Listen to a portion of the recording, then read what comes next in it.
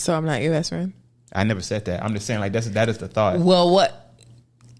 I think we all have that thought, like, yo, like, how can she be my best friend? Even though I love her, even though I love you, we are great. And also, like, damn, is it possible that you can be my best friend and, like, within less than 5 years and overcome somebody who, I mean, you've been through thick and thin for 20?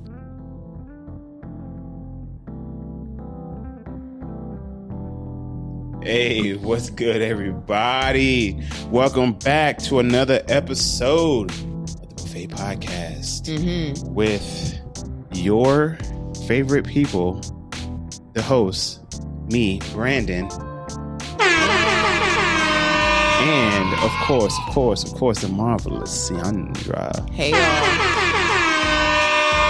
We back at it again. Like I said, episode 101. I hope y'all had a good week, had a good weekend, good work week. You know what I'm saying? Y'all was being hella productive and everything y'all set out to do during the week, y'all accomplished it. And if it's not, it wasn't because it was your fault. Yeah, or you did 85% of the work that you needed to do, and that's still good enough. That's still good. You know what I'm saying? Y'all moving forward. Y'all doing the thing. Shout outs to y'all who are doing that thing. Doing your thug thizzle. So, like I said, before we get into it, let me go ahead and get the housekeeping out the way and just say we need y'all to go ahead and help us out. You know what I'm saying? Hit that like and subscribe button so we can go ahead and get these numbers up and push this out to a wider audience.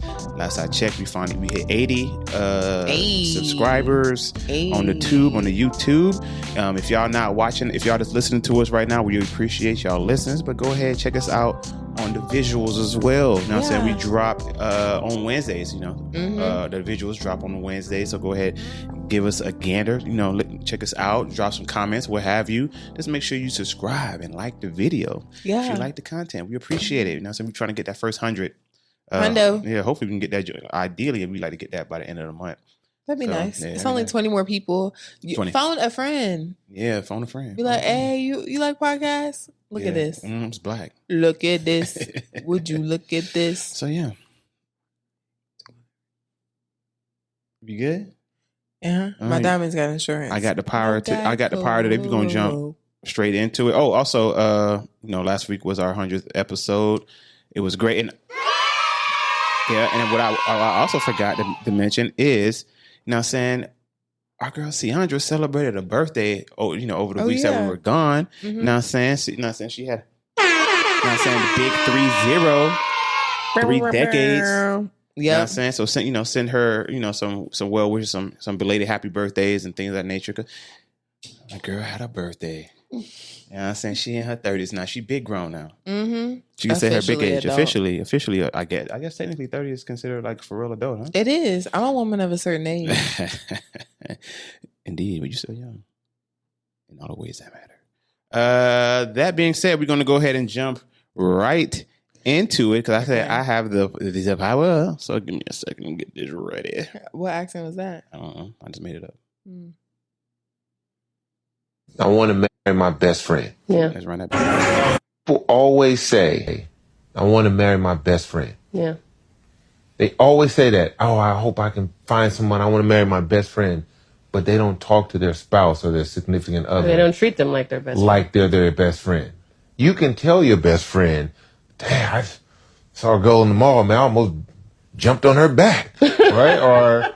What girl. he would tell me. He would be riding in the car and he'd be like, hey, I need you to take your wife hat off and put your best friend hat on, please, because there was some yoga pants in the gym today that I'd be like Yoga Palooza up in there. I'm like, let me have it. I'm on the treadmill like, oh Lord, this got a whole row of Lululemons. Right? But look, the fact that we can have those I'm not trying to be disrespectful. No, he's never been disrespectful. Right? And I'm not trying to create an environment where I don't value her as my wife and as a woman, but I want to be able to talk to her about urges. I want her to be able to talk to me about urges because they exist. They absolutely do. If you think that your significant other doesn't have urges, you tripping. And ignoring them just builds them and builds them and builds them. If you don't create this environment where you can be open and honest with your spouse, it's going to manifest itself some other way. Itself. Because really what you realize happens is like the moment I had that conversation with them, I was like, oh, I feel better now that I got to talk to you about that. Think about that. And we got to have a back and forth about it. And not only that, but it opens the door to like, okay, well, what can we do to like manifest that in our relationship? He won't know that unless I say something. And so you start to do like, okay, well, if that's the case, we're going to have to go on more date nights, or we're going to have to do more of this. Or I'd be home and he'd show up with a suit on and be like, get dressed. We're going on a date. I'd be like, oh, okay. Hey. All right. What are your first thoughts?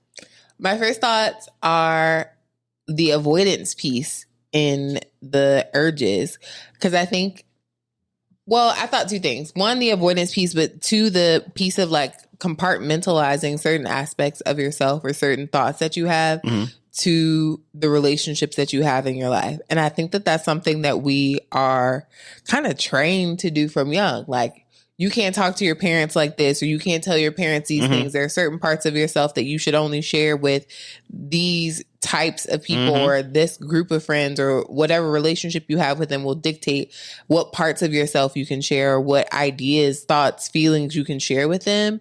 And I think, I'm not sure that I think that that's true 100%. I think that there is some value to setting boundaries about what parts of your thoughts, feelings, and emotions you share with other people in order to create boundaries that keep you safe. Less about like how the other person feels and more about like what you feel comfortable sharing and like what makes you feel the most safe in that relationship. And so maybe that's a part of it. Like it's a learned behavior. Like you learn you can't tell your parents everything because they're going to have certain reactions, or they're not going to be able to engage with that information.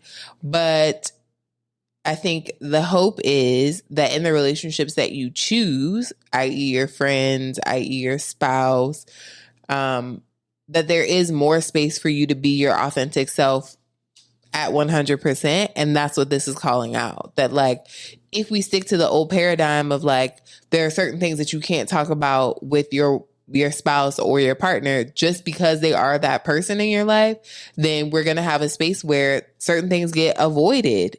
And we know that when you avoid something, it doesn't disappear. Like it typically will create a space in which that is, but whatever is ignored will eventually be explored. Like wherever it kind of comes up or whatever it looks like, it'll happen in some form, much to what they're saying in the video. And so I think that's right, that like you want to be 100% yourself in the space of your relationship.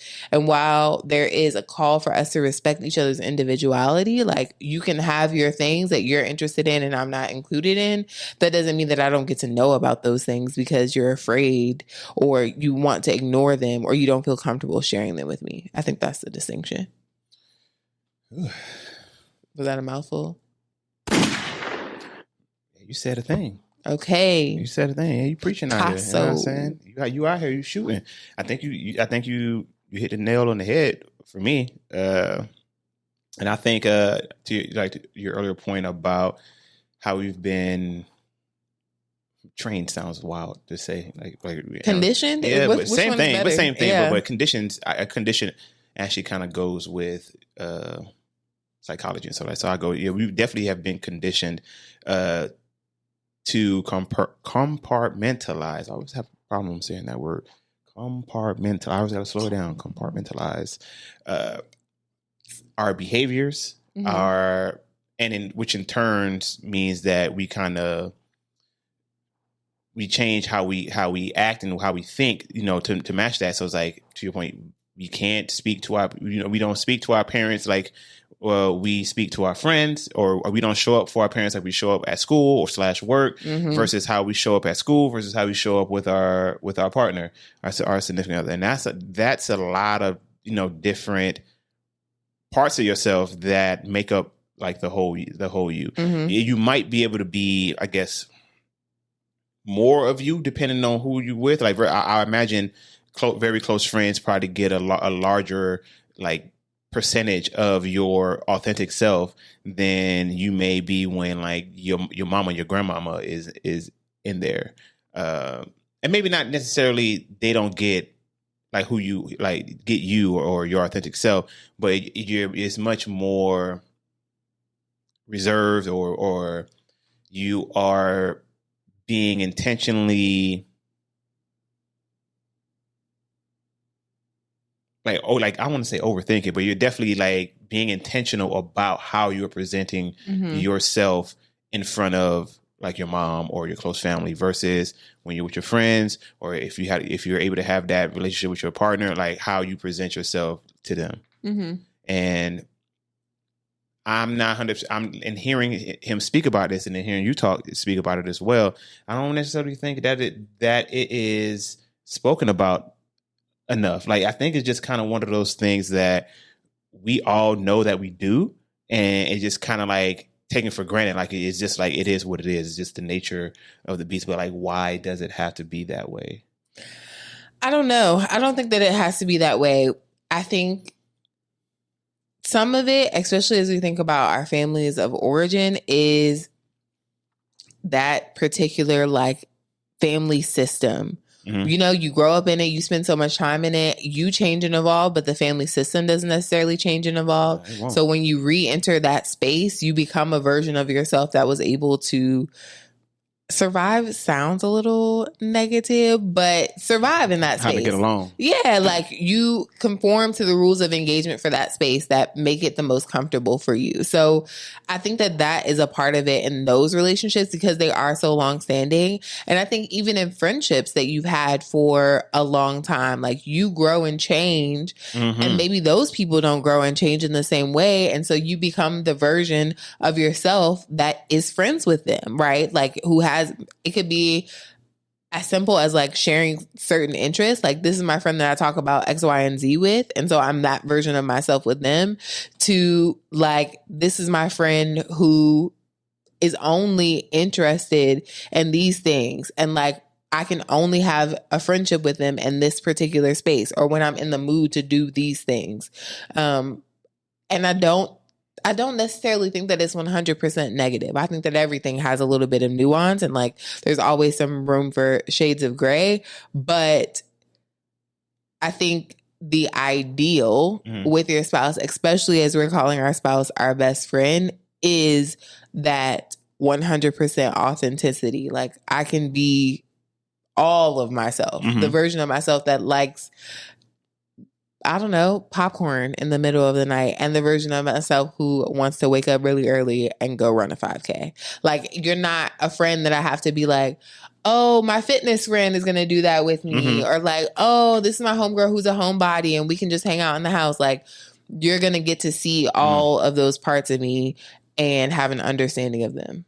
And I think maybe a large part, subconsciously or not, is probably an unconscious insecurity about whether or not we would be accepted within like those groups. Like there are cases where, let's say, like friends who were, you know, best friends in college in their early 20s, and in your early 20s, you out here, you're going to parties, you're drinking, raging, you know, staying up all types of night. Raging. You know what I'm saying? Yeah, I know that's not.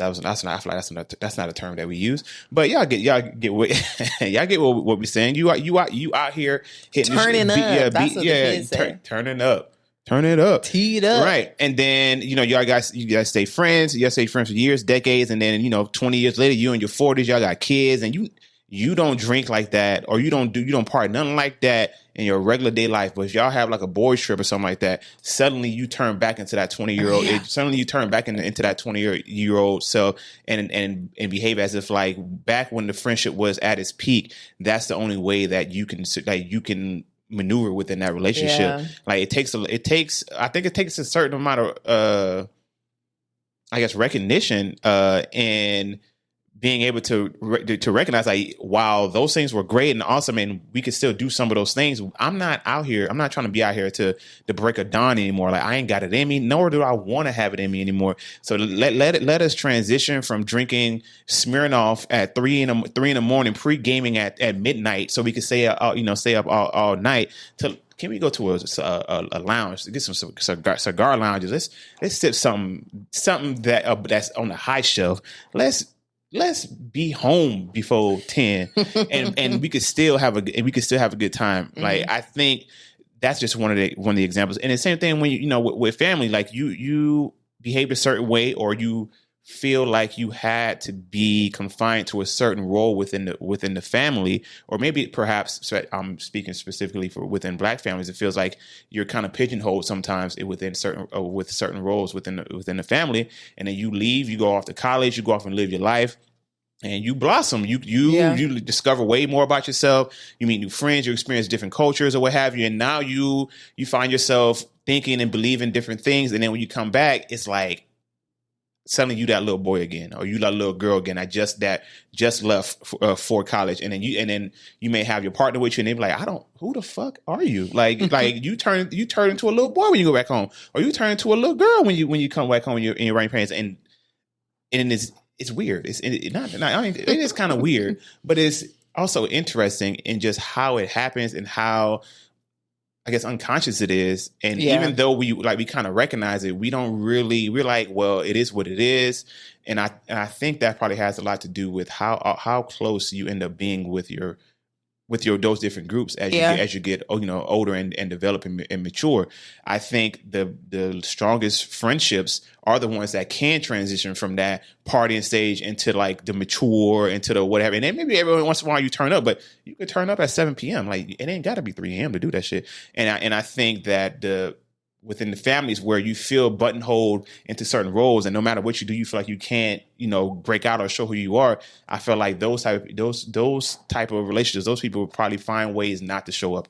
They should find ways to kind of avoid being in it, because that's easier to do than to kind of show them who they are and then have to like explain yourself and have to reestablish boundaries and really kind of pretty much got to defend yourself for who you are, or who you've become. And I feel sometimes I would imagine, personally speaking as well. Yeah, I was about to say, I feel like this might be a testimony. And I'm talking, I was like, oh my God, I feel like I'm talking to myself, right? I'm talking about myself right now.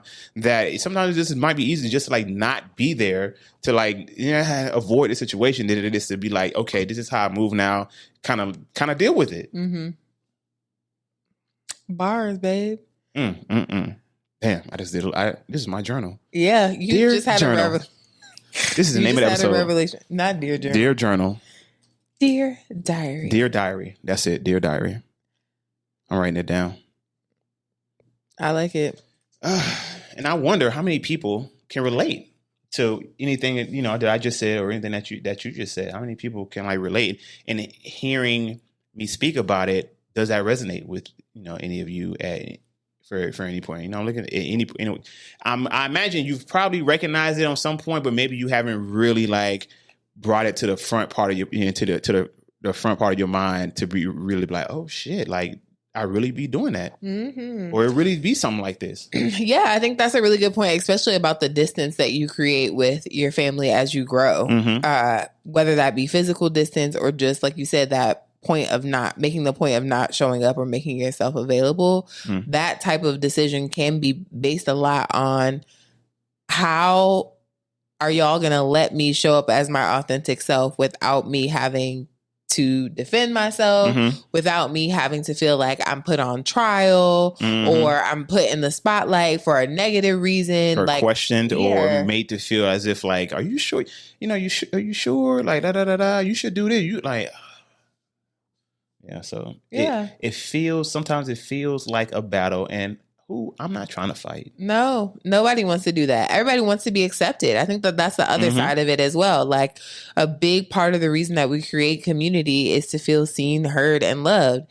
And in being questioned, you don't feel seen, heard, or loved. You don't feel respected. You don't feel like there is an understanding there. And that's a big part of what draws us into relationship with people, is like, oh, you get it. Like, we could even be different in a lot of different ways, but there's some things that like, oh, you see me, you get it. It's good to see that. That feels good. It's so affirming when you're like, oh, you get it. Yeah. Okay. And I'm saying, and then there's also like there's nothing wrong with asking questions, but there's a question based off of like a curiosity. Like, I really want to know, what makes you tick, or like, how you got here. Explain it so I can kind of understand it and stuff like that. Versus like I'm questioning you in a sense of like I'm trying to lead you to figure out where you went wrong. Question. Yeah, I'm kind of guide you and try to figure out like where you went wrong. Where I can like figure out where you went wrong, so I can kind of guide you back to where I think you should be. And I don't think we get a lot of the curiosity, especially within the Black community. But I can just be me. Why questions? Why questions get you real on the defensive real quick. Why you do that? Ooh. Why you wearing your hair like that? Because I want to. The why and the wins. Why you do this, or when you gonna? Or you should. Ooh. Don't should on me. Yeah, don't should on me. That's another good title. Don't should on me. Don't should on me. I'm gonna write that down. Sweetie. I'm gonna write that one down too. That might be a backup. You know what I'm saying? Don't shit on me. A black up is what we're gonna start calling it. But okay, let's transition to the more relationship side of things. So I was gonna bring that around into how that can relate, and within relationships. I wonder if there's any correlation. Well, it probably is a correlation between that feeling of acceptance and feeling like if you can show up as your authentic self, and the longevity of long-term relationships. Or whether you even get to that point where you transition into a long-term relationship, and also that ability of like, do you feel like you can be your authentic self with your partner, or do you feel like you can only be a part of yourself? You can be a specific. If you feel pigeonholed within a certain role within a relationship, and then so in turn you seek the release of the other parts of yourself within someone else. So sometimes that can be not you cheating. Pause. That sound wild. But that can manifest into like, well, that's why they hang out with their friends all the goddamn time, because like it's with their friends, they aren't judged. They don't feel judged. They feel like they can be who they are, or they can speak how they want to speak. They can give you hot takes, and they don't have to fight for their life or something like that. So I wonder, what that look like. Yeah, that's an interesting point. I think you're right. Like I was saying earlier, if you avoid something, you ignore something, it's going to find an outlet. There's going to be a place where you'll want to explore or express that thing. So I definitely agree that it can manifest in that way. I guess the other part, and this might be low hanging fruit from that video, is the idea of our partners being our best friends. Like, I feel like that is definitely a modern concept, a modern idea. Absolutely. And so a part of the friction might be the idea that has been held for generations past, that like your wife is your wife. And in that wife-husband relationship, there's duty, there's responsibility, there's love, there's maybe romance, but friendship is not a key ingredient of that relationship. Exactly. That's what you got friends for. And so I think for a lot of people, they're like, that separation is what's supposed to happen in this relationship. Like, you're my friend, but you're not my friend the way my friends are my friend. You know what I'm saying? Like, we're friendly, we get along. That's a tenet of our relationship, and that's how we're able to make it work. But you not my homegirl. And I don't agree with that. I am more a fan of your partner being your friend, your partner being a space where you feel accepted and seen and heard and loved, and that including 100% of you. But I guess the other part of that is that nuance piece that I was talking about earlier of like, does that mean that because I'm my authentic self, does that mean that you have to like everything that I like? No, because like, I don't like everything my best friend likes. Exactly. I was just about to say, within my, all my friends, I'm all within the friend group, we all have like a lot of similarities, but it's like a Venn diagram. Like, there's in the center, like all of us have a lot of shit in common, but there's other overlapping parts that I may not necessarily have in common with Rob that I have with Eric, or I don't have with Eric that I might have with Ro, or what have, and vice versa within them. So I don't think that necessarily is true, but I would say that like you said, this is a modern idea, very, very modern idea. I don't even think it's 50 years old. I don't think it's 50 years old. I agree with you. Okay. It's probably about I'll say about 30, Like- 25, 30.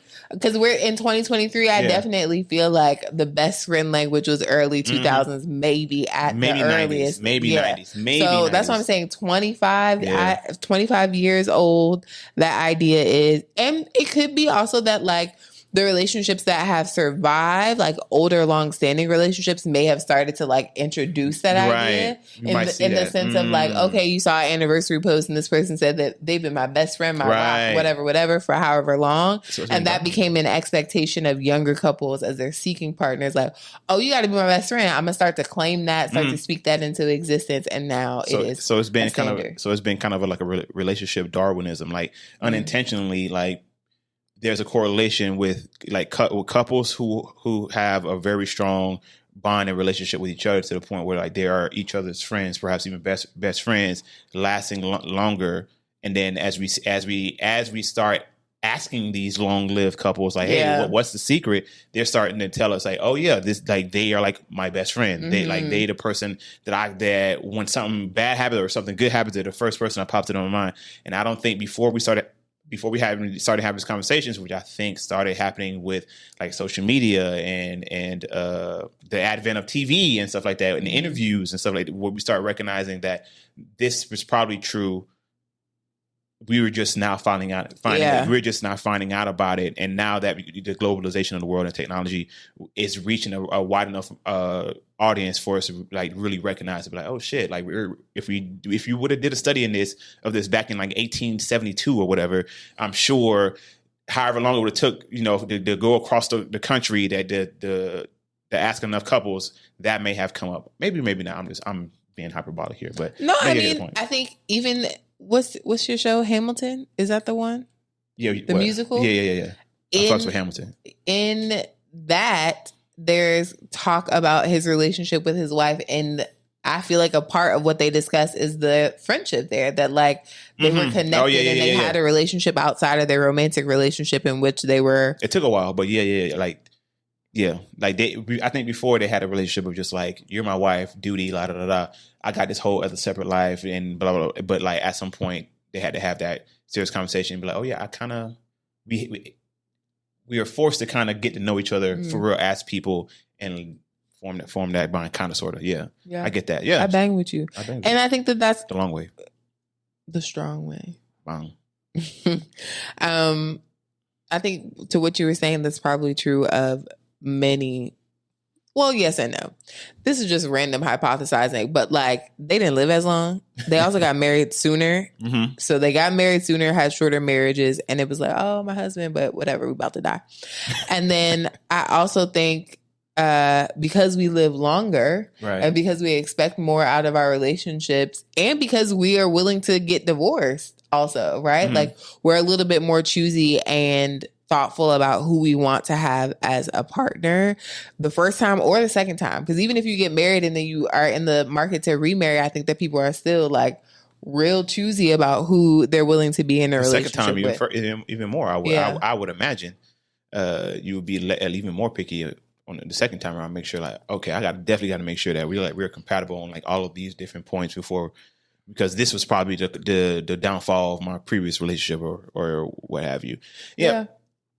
But to my earlier point about how this is a very new territory that we're crossing with the whole your partner being your best friend, being very young, and I think you said not even 30 probably, but definitely under 50. I think that the idea is it's kind of revolutionary in the sense that like for millennia we've had a tradition. It's been a tradition of just how marriage is supposed to look. And now within these last, 40, 50 years and less, we're suddenly introducing these new concepts that like, hey, everybody's is a person here. They all have individual thoughts and feelings and emotions and urges and desires and interests. It's okay to be able to have those things within the relationship, make it make sense within the relationship, and having to incorporate those things it's kind of a learning curve that I think on both sides we're just kind of having growing pains about. And also, it's kind of hard. You think, oh, your girl, you being my best friend. I was like, I've only known you like 3 years, but my best friend I've known damn near 20. So it's like, damn, are you trying to say that 3 years real quick can like some sex like accelerates friendship? So I'm not your best friend. I never said that. I'm just saying like that is the thought. Well, what? I think we all have that thought, like, yo, like, how can she be my best friend? Even though I love her, even though I love you, we are great. And also, like, damn, is it possible that you can be my best friend and, like, within less than 5 years and overcome somebody who, you've been through thick and thin for 20? Okay, so let's talk about how you determine if someone is your best friend. Tell me more. That's a good question. What's the criteria to make someone your best friend? That is a good question. Mm-hmm. That I've never really thought about. And I feel like you tried to trap me with that question, but I'm really thinking about that. Like, I don't think I ever thought about, like, what are the criteria for friendship? I mean, not friendship, but for, like, best friendship. Mm-hmm. Obviously, I think it has to be like a lot of shared interests, shared morals, shared, like, understanding of maybe same cultural. Well, I didn't say cultural, but definitely like maybe upbringing. No, that's not true. I can't even say that. That's not true. I would say probably similar worldviews. There we go. Yeah, similar like perspectives on life. Similar, or at least the differences aren't jarring or don't clash. Don't clash with each other. Over time. Over time. Yeah, over time, because like you don't get a best friend in a weekend. That's fair, but what time frame for you makes it? I think I'm gonna have to be with you for 20 years for me to be considered your best friend. Not really. No, that is a very good point. I don't know. I think it's just a combination of things. I'm just trying to deconstruct, my friendships here and see like how did I come to be? Because I think we just like there's a vibe. Mm-hmm. Like I can have fun with you in different areas of like my life in different settings. Like I could travel with you. We can go to a party and hang and chill out. We can just chill at the crib. We can play games together. We got enough similar interests where we can watch the same movies and things of that nature.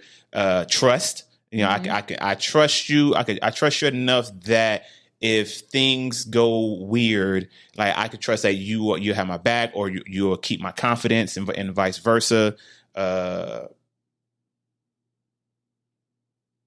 Yeah, I think all of those things go into, and then as I'm saying that, and it's like that's literally what a relationship is. Okay, I agree with you for the time element.